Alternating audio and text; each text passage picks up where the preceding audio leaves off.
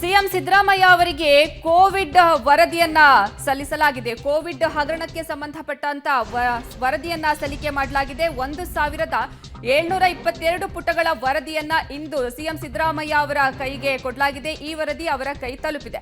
Quarantine ward ನಿರ್ಮಾಣ, bed, mask ಹೀಗೆ ಅನೇಕ ಮೆಡಿಕಲ್ ಎಕ್ವಿಪ್ಮೆಂಟ್ಸ್ಗೆ ರಿಲೇಟೆಡ್ ಆಗಿರುವಂತಹ ಹಗರಣದ ಕುರಿತು ಸಿಎಂ ಅವರಿಗೆ ವರದಿಯನ್ನ ಸಲ್ಲಿಸಿದ್ದಾರೆ. ಕೋವಿಡ್ ಹಗರಣದ ವರದಿಯನ್ನ ಇಂದು ಸಿಎಂ ಸಿದ್ದರಾಮಯ್ಯ ಅವರಿಗೆ ನೀಡಲಾಯಿತು.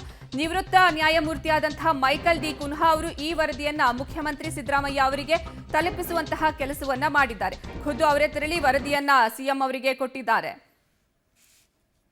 ಸಿಎಂ ಸಿದ್ದರಾಮಯ್ಯ ಅವರಿಗೆ ಕೋವಿಡ್ ಕಾಲದಲ್ಲಿ ಆದಂತಹ ಹಗರಣದ ವರದಿಯನ್ನ ಇಂದು ಸಲ್ಲಿಕೆ ಮಾಡಲಾಯಿತು. 1722 ಪುಟಗಳ ವರದಿಯನ್ನ ಇವತ್ತು ಅವರ ಕೈ ಸೇರಿದೆ. ಇನ್ನು ಹಿಂದಿನ ಸಿಎಂ ಹಾಗೂ ಆರೋಗ್ಯ ಸಚಿವರ ವಿರುದ್ಧದ ಹಗರಣದ ಪಟ್ಟಿ ಇದರಲ್ಲಿ ಇದೆ. ಈ ಸುಮಾರು 1722 ಪುಟಗಳ ವರದಿಯನ್ನ ಇಂದು ಸಿಎಂ ಸಿದ್ದರಾಮಯ್ಯ ಅವರಿಗೆ ಸಲ್ಲಿಕೆ ಮಾಡಲಾಯಿತು. ಈ ಬಗ್ಗೆ ಹೆಚ್ಚಿನ ಮಾಹಿತಿ ನೀಡೋದಕ್ಕೆ ನಮ್ಮ ಪ್ರತಿನಿಧಿ ರವೀಶ್ ಸಂಪರ್ಕಕ್ಕೆ ಸಿಕ್ಕಿದ್ದಾರೆ. ರವೀಶ್, 1722 ಪುಟಗಳ ಕೋವಿಡ್ ಹಗರಣದ ವರದಿಯನ್ನ ಸಲ್ಲಿಕೆ ಮಾಡಿದ್ದಾರೆ. ಡೀಟೇಲ್ಸ್ ಕೊಡ್ತಾ ಹೋಗೋದಾದ್ರೆ.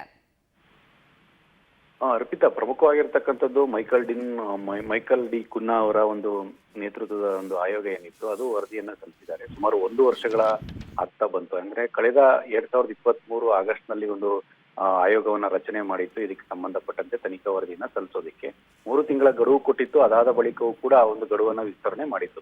ಪ್ರಮುಖವಾಗಿರ್ತಕ್ಕಂಥ ಈಗ 1722 ಪುಟಗಳ ಒಂದು ವರದಿಯಲ್ಲಿ ಏನಿದೆ ಅನ್ನೋದ್ರ ಅಂಶದ ಬಗ್ಗೆ ಯಾರು ಕೂಡ ಬಹಿರಂಗ ಪಡಿಸ್ತಾ ಇಲ್ಲ. ಆದ್ರೆ ಸರ್ಕಾರದ ಮೂಲಗಳ ಮಾಹಿತಿ ಪ್ರಕಾರ ಎಲ್ಲೋ ಒಂದ್ ಕಡೆ 11 ವಿಭಾಗಗಳಾಗಿ ಈ ಒಂದು ವರದಿಯನ್ನು ಕೂಡ ಸಿದ್ಧಪಡಿಸಿದ್ದಾರೆ ಅಂತ ಕೂಡ ಹೇಳಲಾಗ್ತಾ ಇದೆ. ಹಾಗಾಗಿ ಇದನ್ನ ಬಹಿರಂಗ ಪಡಿಸುತ್ತೋ ಇಲ್ವೋ ಅನ್ನೋದು ಕೂಡ ಕಾದ್ ನೋಡ್ಬೇಕಾಗುತ್ತೆ. ಯಾಕಂದ್ರೆ ಈ ರೀತಿಯ ವರದಿಗಳು ಕೊಟ್ಟಂತ ಸಂದರ್ಭದಲ್ಲಿ ಸರ್ಕಾರ ಎಷ್ಟೋ ಒಂದು ಸಮಿತಿಗಳ ವರದಿಯನ್ನು ಕೂಡ ಬಹಿರಂಗ ಪಡಿಸಿಲ್ಲ. ಹಾಗಾಗಿ ಈ ಬಾರಿ ಆದ್ರೂ ಕೂಡ ಇದನ್ನ ಬಹಿರಂಗ ಪಡಿಸ್ತಾರ ಇಲ್ವೋ ಅನ್ನೋದು ಕೂಡ ಕಾದ್ ನೋಡ್ಬೇಕಾಗುತ್ತೆ. ಹಾಗಾಗಿ ಸಾಕಷ್ಟು ಒಂದ್ ರೀತಿಯಲ್ಲಿ ಕೋವಿಡ್ ಉಪಕರಣಗಳ ಖರೀದಿಯಲ್ಲಿ ವ್ಯವಹಾರ ಆಗಿರ್ತಕ್ಕಂಥದ್ರ ಬಗ್ಗೆ ಕೂಡ ಸಾಕಷ್ಟು ಒಂದ್ ರೀತಿಯಲ್ಲಿ ಆರೋಪಗಳು ಕೇಳಿ ಬಂದಿತ್ತು. ಈ ಹಿನ್ನೆಲೆಯಲ್ಲಿ ಅದು ಆರೋಪಗಳ ಬಗ್ಗೆ ಕೂಡ ತನಿಖಾ ನಡೆಸಿದಂತ ಸಂದರ್ಭದಲ್ಲಿ ಅದು ಸಾಬೀತಾಗಿದೆ ಅಂತ ಕೂಡ ಆ ವರದಿಯಲ್ಲಿ ತಿಳಿಸಲಾಗ್ತಾ ಇದೆ. ಹಾಗಾಗಿ ಇದನ್ನ ಮುಂದಿನ ಕ್ಯಾಬಿನೆಟ್ ನಲ್ಲಿ ಅಂದ್ರೆ ಸೆಪ್ಟೆಂಬರ್ 5ನೇ ತಾರೀಕು ಕ್ಯಾಬಿನೆಟ್ ನಲ್ಲಿ ಕೂಡ ಕರೆದಿದ್ದಾರೆ. ಈ ಕ್ಯಾಬಿನೆಟ್ ಸಂದರ್ಭದಲ್ಲಿ ಈ ಒಂದು ವರದಿ ಬಗ್ಗೆ ವಿಸ್ತೃತವಾಗಿ ಚರ್ಚೆ ಆಗುತ್ತಾ ಇಲ್ವೋ ಅನ್ನೋದು ಕೂಡ ಕಾದ್ ನೋಡ್ಬೇಕಾಗತ್ತೆ. ಯಾಕೆಂದ್ರೆ ಈ ಒಂದು ವರದಿಯನ್ನ ಚರ್ಚೆಯನ್ನ ಮಾಡಿದ ಬಳಿಕ ಇದನ್ನ ಎಲ್ಲೋ ಒಂದ್ ಕಡೆ ಮುಂದಿನ ಪ್ರಕ್ರಿಯೆಗೆ ಒಳಪಡಿಸೋದಕ್ಕೂ ಕೂಡ ಕ್ಯಾಬಿನೆಟ್ ಅನುಮತಿ ಕೊಡುತ್ತೋ ಇಲ್ಲೋ ಅನ್ನೋ ಕೂಡ ಕಾದ್ ನೋಡ್ಬೇಕಾಗುತ್ತೆ.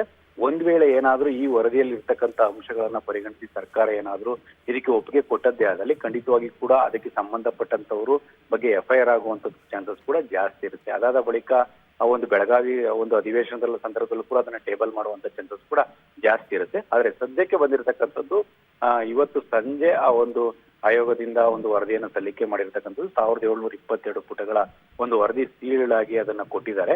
ಹಾಗಾಗಿ ಅದರ ಅಧ್ಯಯನವನ್ನ ಮಾಡಿ ಅದಾದ ಬಳಿಕ ಕ್ಯಾಬಿನೆಟ್ ನಲ್ಲಿ ಇಡ್ತಾರೆ. ಕ್ಯಾಬಿನೆಟ್ ನಲ್ಲಿ ಏನ್ ತೀರ್ಮಾನ ಆಗುತ್ತೆ ಅನ್ನೋ ಆಧಾರದ ಮೇಲೆ ಮುಂದಿನ ಭವಿಷ್ಯ ನಿರ್ಧಾರ ಆಗುತ್ತೆ.